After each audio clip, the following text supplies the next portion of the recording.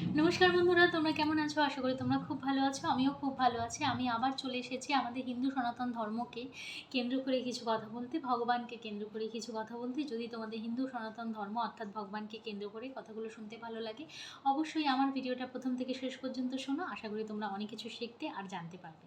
আর যদি তোমাদের হিন্দু সনাতন ধর্ম অর্থাৎ ভগবানকে কেন্দ্র করে কথাগুলো শুনতে ভালো না লাগে, তাহলে আমার ভিডিওটা স্কিপও করতে পারো।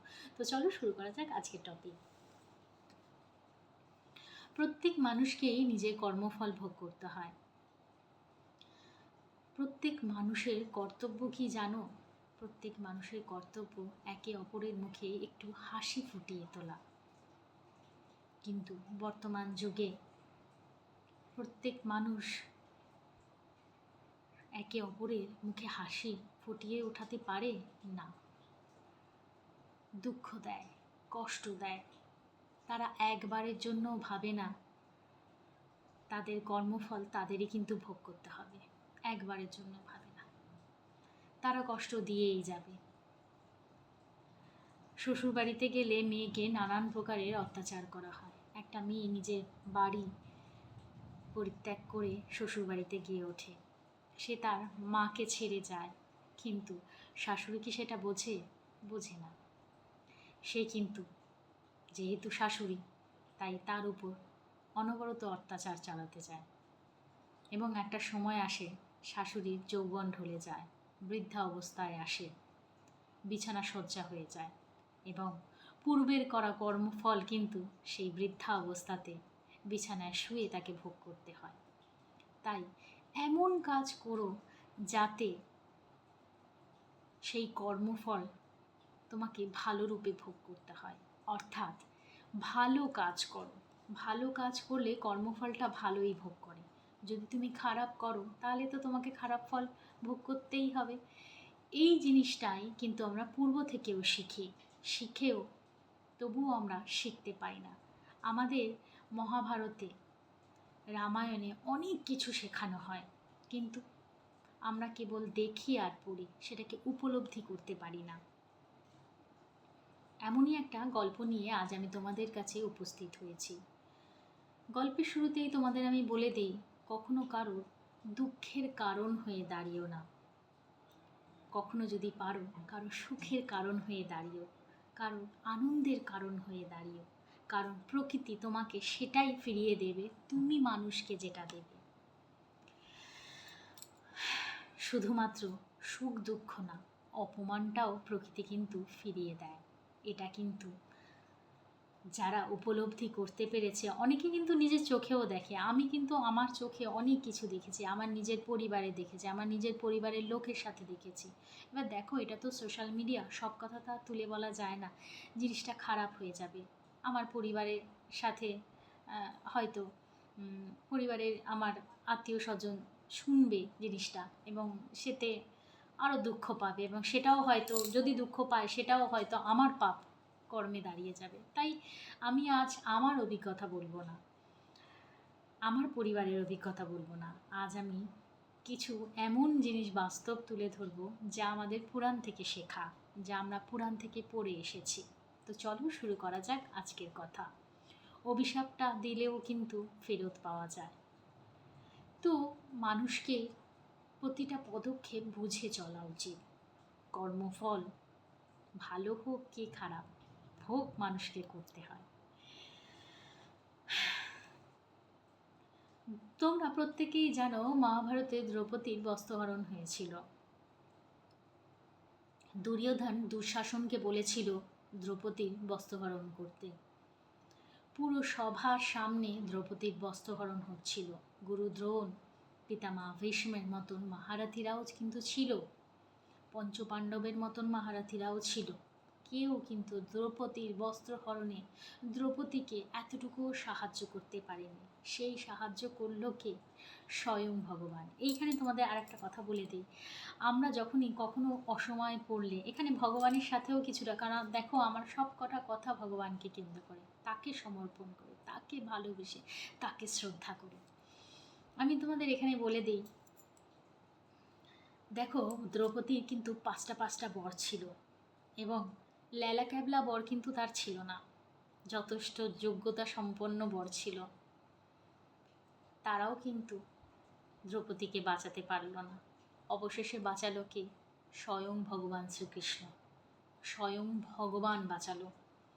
আমরা মানুষরা যখন অসময়ে পড়ি, কজন আমরা ভগবানকে ডাকি, ভগবান আমায় বাঁচাও, উদ্ধার করো? না, ডাকি না। কোনো অসময়ে পড়লে রাস্তাঘাটে যেখানে কোনো অসময়ে পড়লে আমরা এদিক ওদিক দেখতে থাকি, কোনো মানুষ আছে কি কি সে আমায় সাহায্য করবে কি? দেখো, ভগবান হয়তো ভগবান রূপে না আসতে পারে, ভগবান কোনো না কোনো রূপে তোমাকে কাউকে না কাউকে পাঠিয়ে দেবে। একবার ডেকে তো দেখো। এত তো মানুষকে ডাকলেন, দ্রৌপদীও ডেকেছিল কিন্তু পঞ্চপাণ্ডবকে, কেউ সাহায্য করেনি। গুরু দ্রোণকে ডেকেছিল, পিতামা ভীষ্মকে ডেকেছিল, তবুও কেউ সাহায্য করতে পারেনি। সেই সাহায্য করলো ভগবান শ্রীকৃষ্ণ। দ্রৌপদীও আমাদের মতনই মানুষ ছিল, সেও কিন্তু ভগবানকে আগে ডাকেনি। সে ভেবেছিল তার পাঁচটা পাঁচটা স্বামী আছে, তাহলে তার কি দরকার ভগবানকে ডাকা? তার পাঁচটা স্বামী তার জন্য যথেষ্ট। আমাদের তো একটা স্বামী, কিন্তু তার ছিল পাঁচটা স্বামী।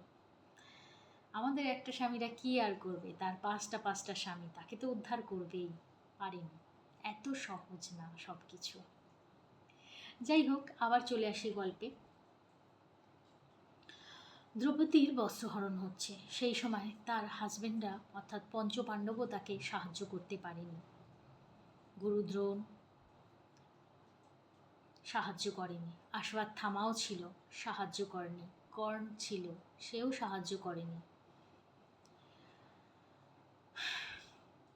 অবশেষে দ্রৌপদী কারোর কাছে সাহায্য না পেয়ে, যখন সে বুঝতে পারে তাকে কেউ সাহায্য করতে আসবে না, সে তখন ভগবানকে সঁপে দিয়েছিল।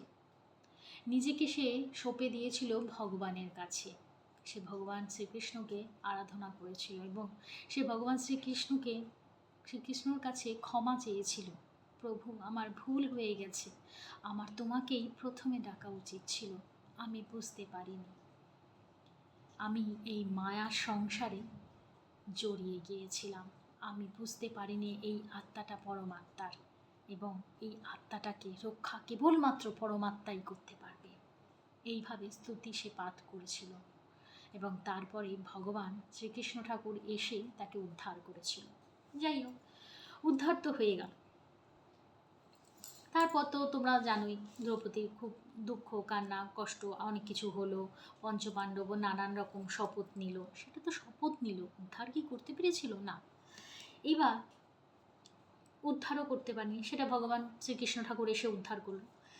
তারপরে যখন সব কিছু ঠিকঠাক হয়ে গেল, দ্রৌপদীও আগের দুঃখ, এত অপমানের জ্বালা সহ্য করে কিছুটা হজম করে নিল, সব কিছু নর্মাল হয়ে গেল। তখন একদিন দ্রৌপদী ভগবান শ্রীকৃষ্ণ ঠাকুরকে জিজ্ঞাসা করেছে, প্রভু, কি কর্মের জন্য আমাকে এত লজ্জায় পড়তে হলো? সারা সভার মধ্যে সবাই উপস্থিত ছিল, সবার সামনে আমাকে এতটা অপমানিত হতে হলো, আমার বস্ত্রহরণ হলো, এত এত পাপের জ্বালা আমাকে সহ্য করতে হলো। আমি কি কর্ম করেছি যার জন্য আমাকে এই সমস্ত কিছু সহ্য করতে হলো? এত বাজে কাজ আমি করেছি? কি কাজ করেছি? কারণ দ্রৌপদী জানতো সে তো কিছুই করেনি, সে তো অগ্নি থেকে উৎপন্ন হয়েছে।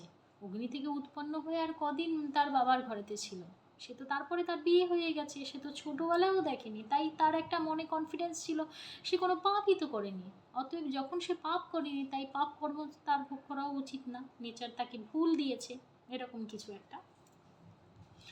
ভগবান শ্রীকৃষ্ণ ঠাকুর তখন তাকে জানায় সেই পূর্বজন্মেও একটা রাজকুমারী ছিল, এবং আগেকার দিনের মানুষরা না গঙ্গা বা পুকুরে টুকুরে স্নান করতে যেত। এখন যেমন বাথরুম হয়েছে, এই সমস্ত জিনিস আগেকার দিনে ছিল না, ঠিক আছে? তো দ্রৌপদীও রাজকুমারী হয়েছে তো কি আছে, গঙ্গাতে স্নান করতে গিয়েছিল বাইরে, ঠিক আছে? তো তো একটা রাজকুমারীর সাথে অনেক সখীরা থাকে, তারাও একসাথে স্নান করে। তো যখন গঙ্গা ঘাটে যায়, তখন সে দেখে একটা সাধু বা সন্ত যাই বলো না কেন, সে স্নান করছিল, এবং দ্রৌপদী তখন মাথায় দুষ্টু বুদ্ধি চেপেছিল, এবং তখন সে কি করলো, তার যে সাধুটার যে অঙ্গবস্ত্র মানে এই সমস্ত যে সমস্ত জামা কাপড় আমরা পরে থাকি, অঙ্গটাকে যে বস্ত্র দ্বারা ঢাকা হয় তাকে বলে অঙ্গবস্ত্র। তো যেই বস্ত্রটা পরেছিল সেই অঙ্গবস্ত্রটা ঘাটে রেখে সাধুটা গঙ্গার জলে নেমে স্নান করছিল। এবার সাধুদের জানোই চোখ বন্ধ করে মন্ত্রপাঠ করছে তো করছে, 1 ঘন্টার পরে মন্ত্রপাঠ, সূর্যপাঠ মানে সূর্য ঠাকুর প্রণাম করবে, মা গঙ্গার প্রণাম করবে, অনেক বিধি থাকে, ঠিক আছে, ওরা অনেক কিছু মানে, আমরা যেটা মানি না। তো এই সমস্ত সকল কিছু বিধি কিন্তু চোখ বন্ধ করেই করে মানুষে। দেখবে যখন মন দিয়ে পুজো হয় না, তখন সে চোখ বন্ধ করে মন আত্মা সব কিছু ভগবানকে এমনি করে সমর্পণ করে, ঠিক আছে। তো সেমনি করেই সাধুটা পুজো করছিল এবং তার চোখটা বন্ধ ছিল, তাই সে দেখতে পায়নি। এবং সেই সুযোগ নিয়ে দ্রৌপদী কী করছিল, ওই সাধুটার অঙ্গবস্ত্রটাকে লুকিয়ে নিয়েছিল এবং সে সেটাকে নিয়ে মানে অ্যাজ এ খেলার মতন, খেলার ছলে মানে ওটাকে নিয়ে একটা জঙ্গলের ঝাড় টাড়গুলো হয় না, আর পাশে ঘাটের পাশে সব ঝাড় টাড়গুলো হয় না, ছোটো ছোটো গাছ হয় না, তারই ভিতরে কোথাও লুকিয়ে রেখে দিয়েছিল, যে এইবার যখন সাধু স্নান করে আসবে তখন সে তার জামা কাপড় পাবে না এবং এবং সে খুঁজবে এবং লজ্জায় সে জল থেকে বেরোতেও পারবে না, এরকম আর কি ব্যাপারটা, খুব মজা হবে ওটা দেখে। তো যাই হোক, সাধু তো পাঠ করে যাচ্ছে, দ্রৌপদী তো আর অতক্ষণ দাঁড়াতে পারবে না, রাজকুমারী বলে কথা, হ্যাঁ, ফুলে ফুলে এরা মানুষ, ঠিক আছে, অতক্ষণ ধরে ঘাটে দাঁড়িয়ে থাকা তাদের পক্ষে সম্ভব ছিল না, ঠিক আছে। তো যাই হোক, এবার তো সাধু যেই ঘাটে স্নান করছিল তার অপোজিট ঘাটে দ্রৌপদী আর তার সখীরা মিলে স্নান করে চলে গেছে নিজের বাড়ি, ঠিক আছে, কারণ সাধুর তখনও স্নান হয়নি, তখনও সে মন্ত্রপাঠ করে যাচ্ছে। দ্রৌপদী তো বাড়ি চলে যায়, অর্থাৎ তার রাজমহলে চলে যায়। হ্যাঁ, এইবার সাধু কিন্তু তখনও ছিল। এবার সাধুর পুজো পাঠ কমপ্লিট হয়ে লাস্ট ডুব দিয়ে সে এবার বেরিয়েছে, বেরিয়ে নিজের অঙ্গবস্ত্রটা খুঁজছে, সে কিন্তু বস্ত্র পায়নি এবং বস্ত্র না পাওয়ার জন্য সে এদিক ওদিক পাগলের মতন খুঁজতে থাকে, কারণ সে তো জানে না যে কেউ তার বস্ত্রটাকে লুকিয়ে রেখেছে। অবশেষে সে অনেক খোঁজার পর সে একটা জঙ্গলের মধ্যে নিজে সেই অঙ্গবস্ত্রগুলো লোকান্ত অবস্থায় পায় এবং তখন সে, এবার দেখো সাধুদের মধ্যে না থার্ড আই খুব জাগৃত থাকে, ঠিক আছে, তারা বুঝতে পারে যে কে কী করেছে না করেছে।